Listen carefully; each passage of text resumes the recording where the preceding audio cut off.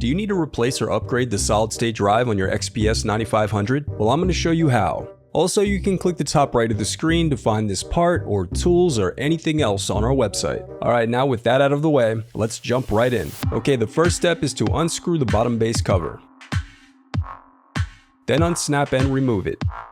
Now disconnect the battery connector. Next, unscrew and remove the solid-state drive bracket. Then gently slide out the solid-state drive. Now, the reinstallation process is as simple as retracing your steps in reverse.